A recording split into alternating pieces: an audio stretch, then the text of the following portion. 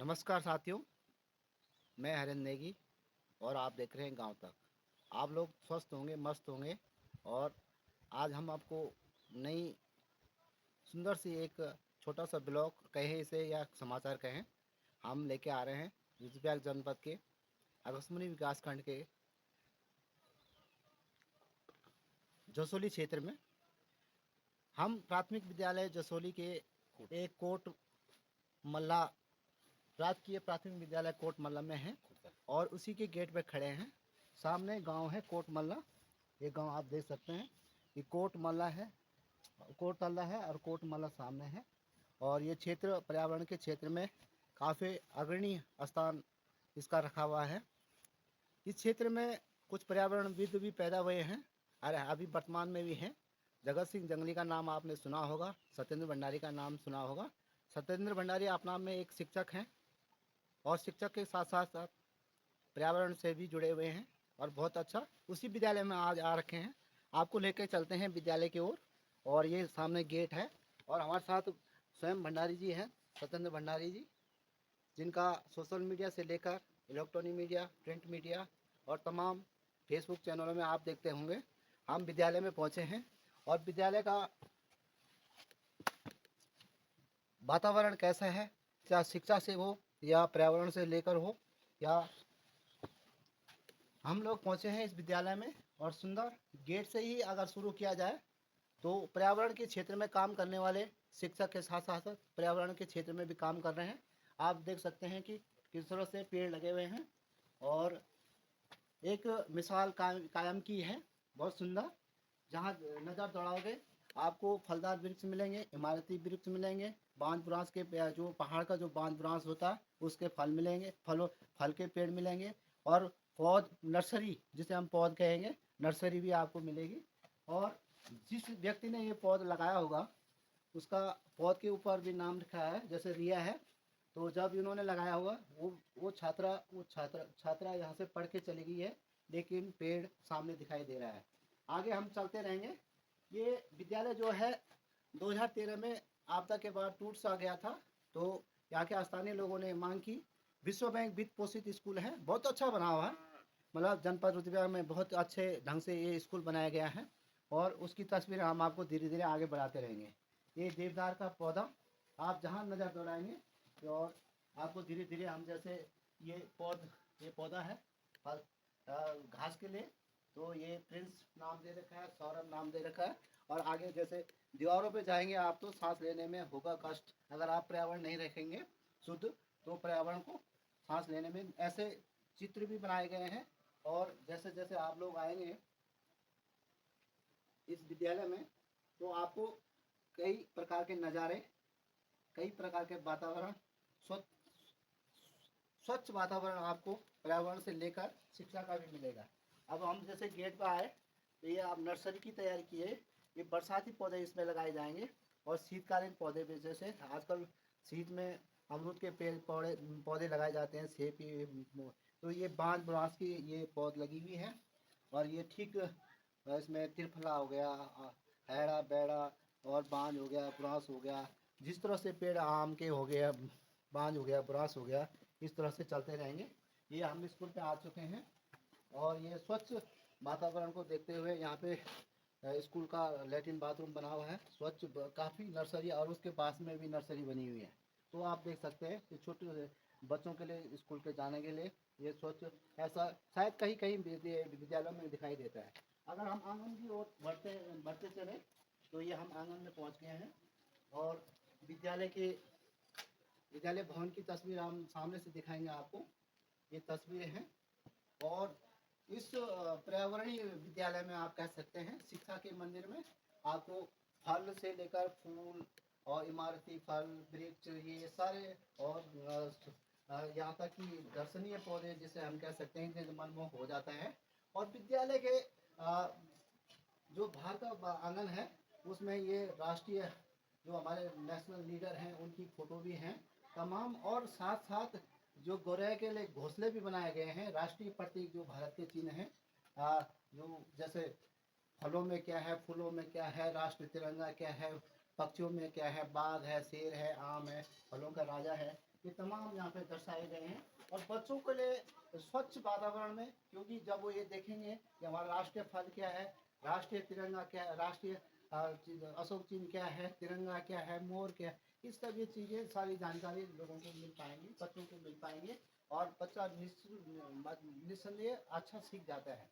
विद्यालय की 10वीं का 10वीं प्राथमिक विद्यालय कोटतल्ला, विकासखंड अगस्तमणि, जनपद रुद्रप्रयाग। अब हम आते हैं बड़ी नर्सरी की ओर। ये अमरूद का पौधा है। अब आज से 5 साल पहले लगाया गया हुआ इतना बड़ा फल। ये बच्चों को, जैसे आप इंटरवल में बच्चों को फल तोड़ के इनको दिया जाता है। और ये आम ये उसकी नर्सरी है बांज की।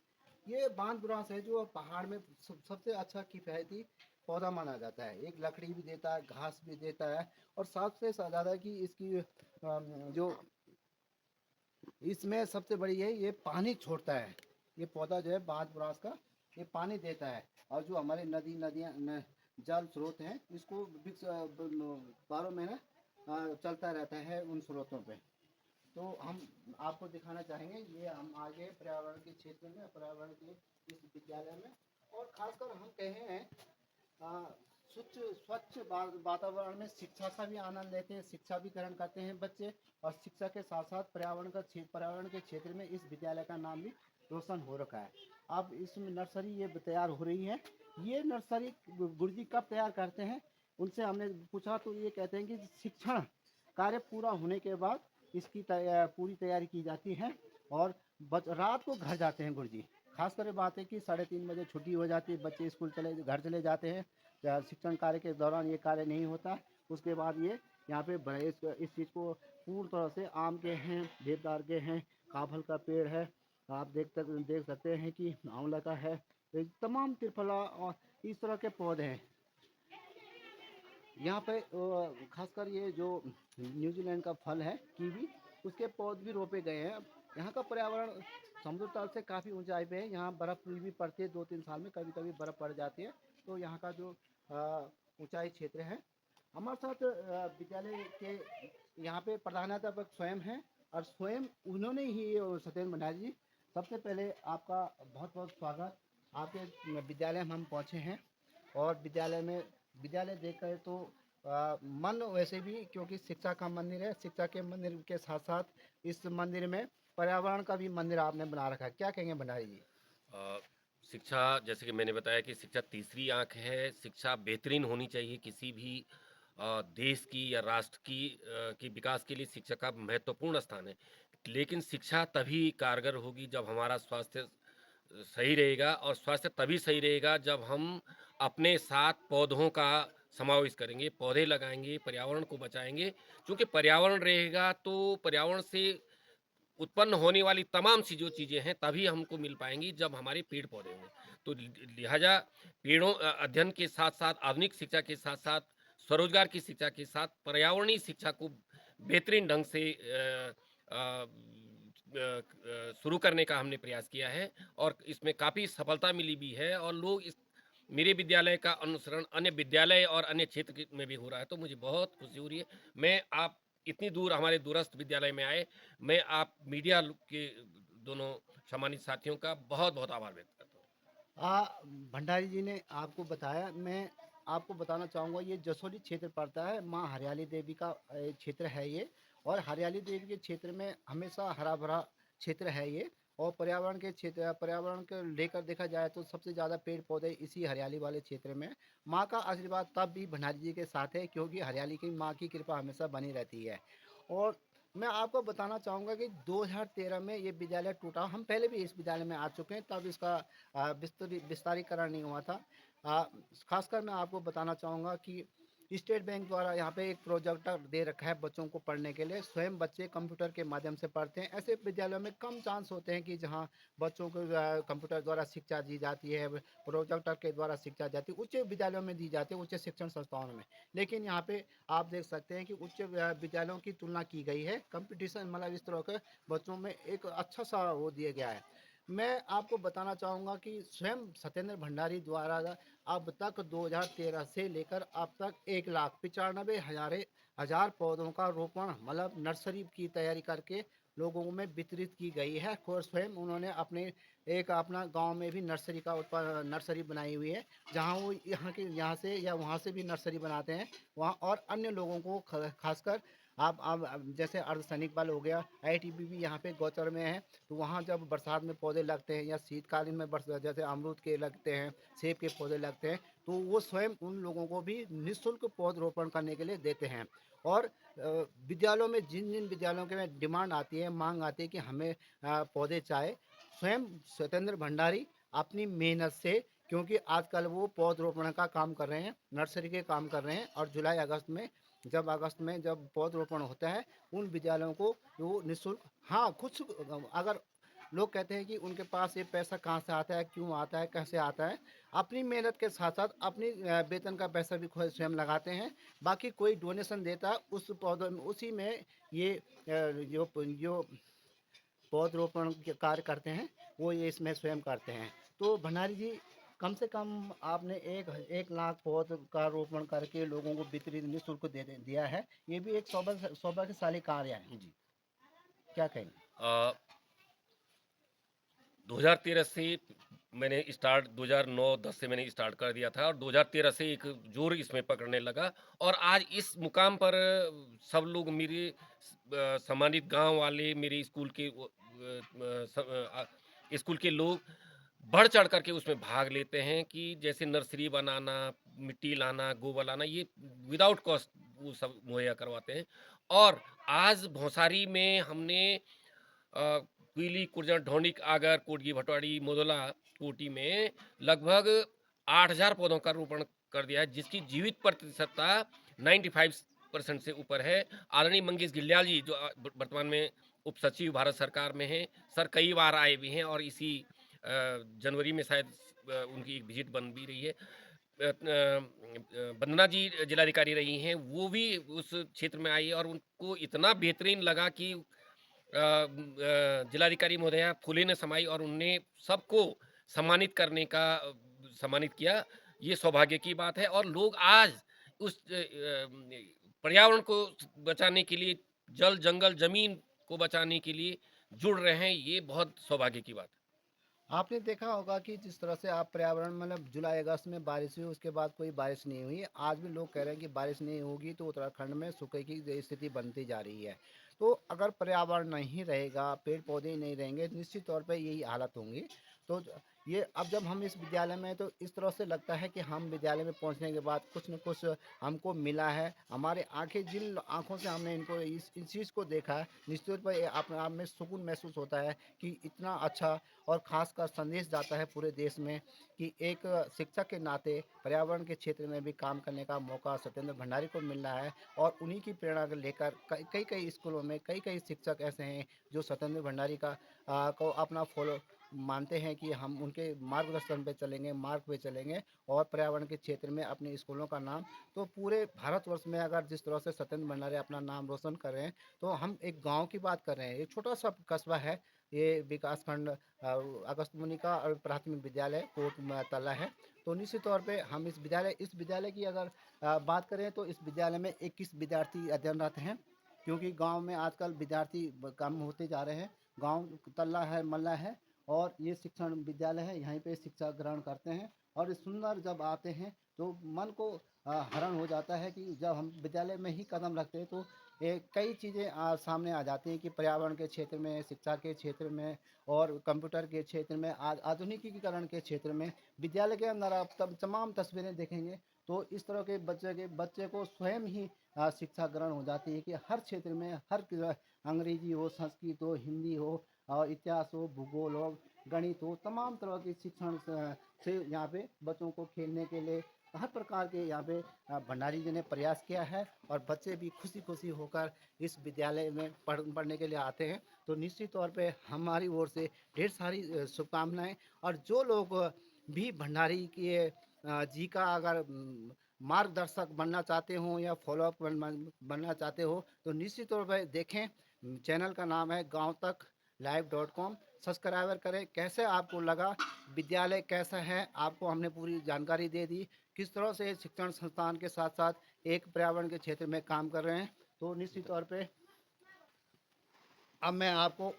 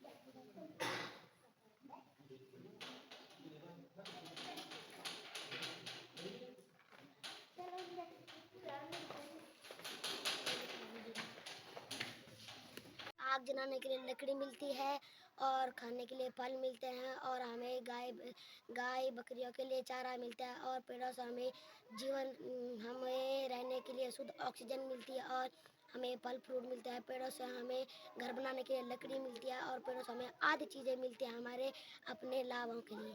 क्या क्या है आपके स्कूल में? सर हमारे स्कूल में हमारे सर ने बहुत सारे अलग अलग प्रकार के पेड़ लगाए हैं और छोटे छोटे पौधे भी लगा रखे हैं और हमारे स्कूल में एक मछली का तालाब भी है और हमारे स्कूल में बहुत सारी चीज़ें हैं। हमारे सर ने कंप्यूटर है अंदर बहुत सारी चीज़ें हैं तो कैसे पढ़ते हो आप लोग?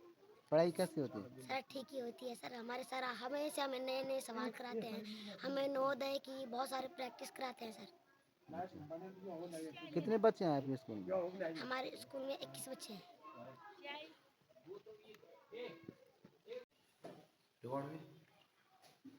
मैं पहुंच चुका हूं विद्यालय कक्ष में और आप देख सकते हैं मेरे जिस विद्यालय में बच्चे अध्ययनरत करते हैं शिक्षण ग्रहण करते हैं। तो आप लगा दो, मैं आपको बताना चाहूँगा कि विद्यालय के भीतर सीसीटीवी कैमरे लगे हुए हैं और विद्यालय के अंदर ये प्रोजेक्टर के माध्यम से ये 5 कंप्यूटर लगे हुए हैं और साथ में आपको संगीत अगर विद्यालय में प्रार्थना करनी है तो हारमोनियम तबला ये लाइब्रेरी टाइप की बनी हुई है और ये झंडे पूरे देश के जितने यहाँ पे आ सकते हैं सारे राष्ट्र के ध्वज यहाँ पे हैं और यहाँ पे श्लोक बने हुए हैं बिना अपना और आत्मा सिवाय कुछ भी मतलब ढके हुए हैं। तो इस तरह के आप देख सकते हैं ये डैशबोर्ड है, इसको आप देख सकते हैं गुरुजी यहाँ पे बच्चों को पढ़ा रहे हैं और सामने इस तरह के बच्चों को खिलौने के साथ साथ किस तरह से अगर बच्चों के दिमाग में समझ में नहीं आती है स्कूल की टेबल है और टेबल है कुर्सी है, क्योंकि आज आपने देखा होगा कि अभी भी बहुत सारे जगहों पे जहाँ पे बच्चे जिनको चटाई तक मुहैया नहीं है, लेकिन इस विद्यालय में बच्चों को टेबल है कुर्सी है और खासकर ये आपका चौपट जिसमें बच्चों को पढ़ाया जा रहा है। गुरुजी स्वयं बच्चों को शिक्षा ग्रहण कराते हैं। अगर वीकली आप इंग्लिश में हिंदी में अगर नाम लिखना है आपने तो इस तरह के बच्चों के बहुत सारे यहाँ पे बच्चों के खिलौने हैं खेलने के लिए यहाँ पे पूरी हर प्रकार के यहाँ पे अगर बच्चों को बताया जाए कि आग लगाने की संभावना आपको किस तरह से बुझाया जाता है तो ये आपने गाड़ियों में देखेंगे, खासकर बैंकों में देखे होंगे, लेकिन यहाँ पे भी विद्यालय भवन के लिए इस तरह की व्यवस्थाएं कर रखी हैं। बच्चों को एक प्रैक्टिकल नॉलेज हर प्रकार का यहाँ पे इस शिक्षण संस्थान में बच्चों के माध्यम से गुरुजी के माध्यम से गुरुजी बच्चों को दे रहे हैं। खासकर मैं बताऊँ क्या नाम है बेटे तुम्हारा? अंशिका। अंशिका, गुरुजी क्या क्या पढ़ा रहे हैं? गुरुजी पढ़ा रहे हैं क्या पढ़ा? क्या क्या पढ़ा? क्या है, गणित है कि हिंदी है? गणित है ये। अच्छा, कैसे पढ़ाते हैं गुरुजी? अच्छा पढ़ाते हैं? अच्छा, अच्छा लगता है? अच्छा, टेबल कुर्सी में बैठ के पढ़ाते हैं? अच्छा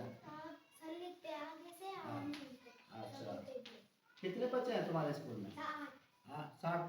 21 बच्चे। 5 में कितनी कर? 5 बच्चे हैं। तो इस तरह से आप देख सकते हैं बच्चे अपना यहाँ पे अध्ययन कर रहे हैं, गुरुजी पढ़ा रहे हैं और हम लोग भी स्वयं गुरुजी का जो पढ़ाने का स्तर है वो किस प्रकार से, बच्चों का पढ़ने का स्तर कैसे है, ये सामने देख रहे हैं। इसी के साथ हम विदा लेते हैं आप लोगों से कि ज़रूर इस समाचार को देखें और अपनी कमेंट्स ज़रूर हमें बताएं। खाना पीना के लिए, खाने के लिए, हमको सांस लेने के लिए, और हमको गाय भैंसों को चारा खिलाने के लिए, हमको लकड़ियाँ लकड़ियाँ जलाने के लिए, खाना बनाने के लिए।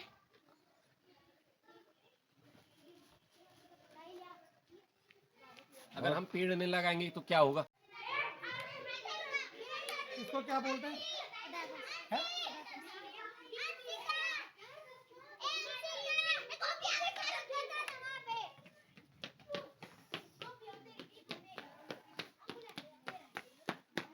मेरा बाल भग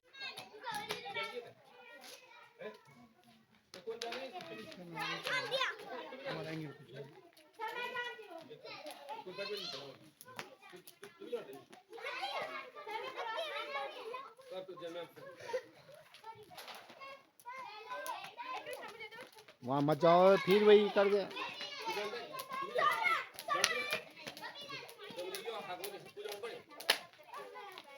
बैडमिंटन कौन खेलता भाई?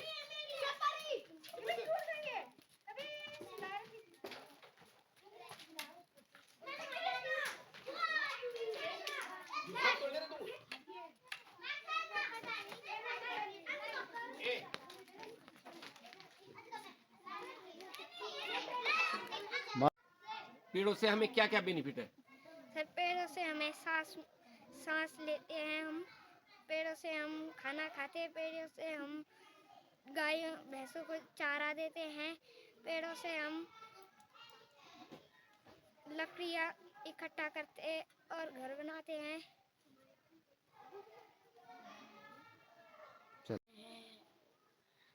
और खेल के बहुत सामान पढ़ाई है। कैसे करते हो तुम, किससे करते हो? सर बहुत अच्छी। किससे प्रोजेक्ट भी है तुम्हारा प्रोजेक्ट? सर हाँ। कितने कंप्यूटर हैं, कितने सर कंप्यूटर है 4। Sir project? अबेकस है। ठीक है, ठीक है, वही